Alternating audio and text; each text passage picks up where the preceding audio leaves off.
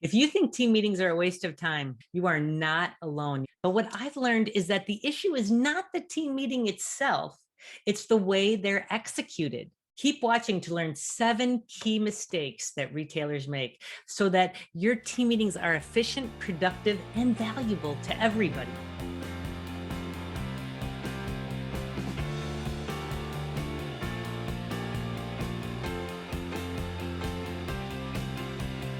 Hey there, I'm Kathy Donovan Wagner, along with Maeve, our team dog. I'm the founder of Retail Mavens and the mother of America's most fun family. And my mission is to help independent retailers just like you sleep better, get more profits. And I don't want you wasting your time on activities that aren't bringing you closer to both better sleep and more profit. And if you're making one or several of these 7 mistakes during your team meetings, you're wasting your time. I remember when a retailer told me that she thought that team meetings were a waste of time. I've heard of a lot of excuses why they don't happen, for sure, but I don't usually hear that they're not worth doing at all. So when I dug a little deeper, it became crystal clear to me that this retailer was making some very common mistakes that I had made too, and that did indeed turn their meetings into a big waste of time. So I'm going to share them so that you can avoid them too. But first, I got to address something important. You see, the biggest problem is in the perspective that people have about the people that work for them. What people often call them is staff meetings.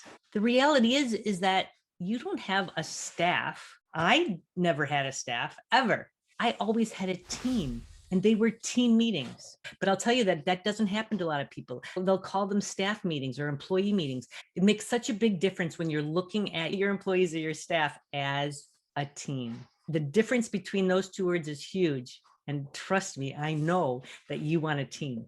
But this retailer is not alone in thinking that meetings can be a waste of time. And after working with thousands of retailers and making the mistakes myself, I've come up with 7 key mistakes that people make that literally do turn their meetings into a waste of time. Number 1, meetings that last longer than an hour. I will tell you, the brain can only absorb what the butt or the Zoom attention span can withstand. That's just a fact. And that's usually about an hour. And so you want to keep meetings short and sweet. That's critical. Number 2, feeding your team during the meeting. Listen, I never provided food during my team meetings. Well, after I learned about this, only drinks. It's so natural. It's like we wanted, like everyone's all together, so we should serve food. But you guys, it changes the entire perspective of the meeting. The reality is that this is a business meeting, not just a party. And of course, you like your team, but I want everyone focused on the content, not licking their fingers. So food can be such an incredible distraction. So don't do it. I understand that you're feeling like you're caring for your team by feeding them. And maybe you're hoping that it will make the meeting more worth their inconvenience. But this is a mindset shift that you have to make. This meeting is not an inconvenience. Your team meeting is a resource for your team. It's a chance for them to learn, a chance to improve their skills, to stay informed and share information, to make the store better, to develop better relationships with customers, to be able to impact more customers. And you're paying them for their time. Team meetings are super great. There's nothing wrong with providing food or snacks after the meeting is completed and for all everyone wants to sit around and chit chat, and you can thank them for their commitment to excellence, but don't do it before and don't do it during. And make sure that you've made that mindset shift, that you're recognizing what an incredible opportunity this is for them, as well as for you, for the whole team. Number 3, the third biggest mistake is wasting everyone's time by not having an agenda. That happens so often. You are paying the team to show up and you owe it to them to be as productive as possible. And that only happens by having an agenda. And then you must act like a boss and stay on track. What you will find happens as you do this, you'll try to cover too many things. You're going to be so tempted to go late.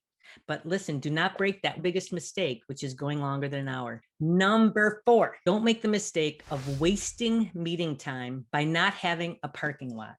Tell your team you're going to follow the agenda and then be proactive and introduce this concept of a parking lot. So a parking lot is just like a sheet of paper. Usually I recommend like putting it like right behind you if it's on Zoom or in the store on the wall. And when someone brings up an issue that's not on the agenda, tell them it's a great topic. I really appreciate you bringing it up, and I'm going to put it on the parking lot. This is like the holding place where you park topics that are going to be addressed later. You want to write that topic down so it isn't forgotten about. Look that person in the eye so that they know that they were heard and that you care, and say, listen, I do care about this and I will get back to you. And then give yourself a deadline. Do you need 48 hours to get back to them? Do you need a week? But tell them you will get back to them and you'll make sure that you address it later. Works every time. Number 5.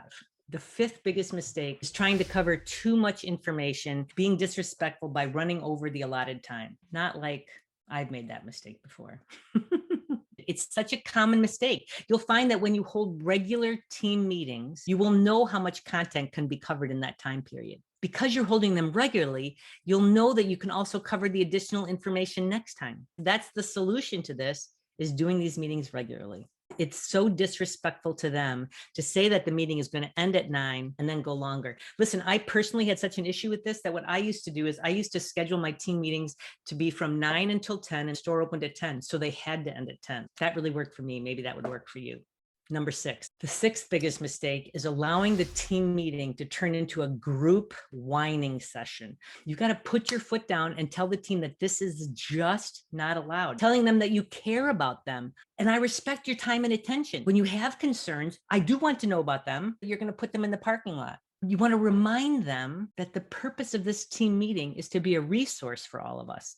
It's to share information and do skill building that will result in growth, and to brainstorm on ideas for the business. We're all in this together. We're a team. And complaining about somebody or venting about somebody, this isn't the time for it. You've got to nip it in the bud right away. And you can also do this by establishing this as one of the meeting rules: no whining, no complaining. I believe that a store in general should be a no whining zone. Every parent has something that they hate. I have no tolerance for whining ever. And when my kids used to whine, I would tell them I couldn't hear them. I'm sorry, I cannot hear a word you're saying. And I did the same thing then with my team because I just couldn't tolerate it. And it wasn't a problem for very long. Number 7, the 7th biggest mistake that people make about team meetings is that they ignore the fact that your team is comprised of sales people. Sales people. That first word is the most important one. As salespeople, your team are responsible for sales. And without exception, every team meeting should include some dedicated time towards sales training, improving their skills. It's your responsibility as the leader to give them tools that they can use to do their jobs better. Ask them what they'd like to learn about or they don't feel comfortable doing. One great way to get started is to do role playing, where you pick a common objection that you get in your store and then you role play how to handle it. It gets everybody involved. It involves the actual situations that they face. And you're going to learn something too about the way all your different team members handle it. There's always something you can learn. That's the power of having this team meeting, gaining different perspectives and sharing this information. These meetings are so important. They help form your culture. They help make sure that everybody's going the same path. I love to tell the story of my one client, Holly, who at first she was like, I can't do a meeting. There's no way we can all meet because there's not enough time. Everybody works different hours. I just spoke to her this morning. I had given her a challenge at our last meeting. I told her that I wanted her to come up with a $250 product that she could sell. She said our team meeting was that afternoon. And she said, I brought it to the team. And she said 5 seconds later, one of the team members had a great idea that they're going to do this all day event. And then the team just kind of kept going crazy and all this brainstorming, all these great ideas that they could create this event that they could charge $250 for each ticket. It was so powerful. The same thing can happen for you. You just have to get started. Let me give you a few other tips that help make team meetings easy. Number 1, you want to make it clear during the hiring process that team meeting attendance is non-negotiable. So you're setting the expectation.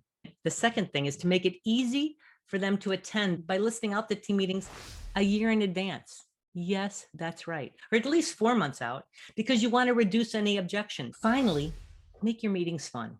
How do you do that? You surprise them with small gifts or prizes. I would teach something and then I would have like a little pop quiz at the end, and I'd have little Halloween sized bags of candy snacks. Or we had a chocolate store next to one of our stores and I would have gone there and bought truffles, give everyone a little truffle. These team meetings are such an essential part of your business, of creating a culture where everybody is moving in the same direction, right? And it's such a great way for you to build their selling skills, making them better at what they do, and strengthening bonds. It builds an incredible culture because they know they're part of something bigger. And that's what I want for you. That's what's possible for you.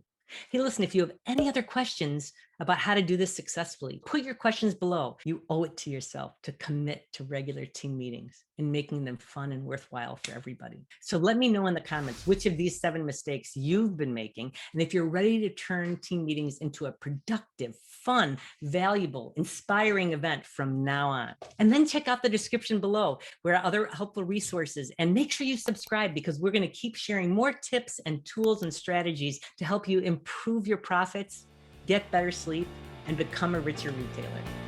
Happy retailing.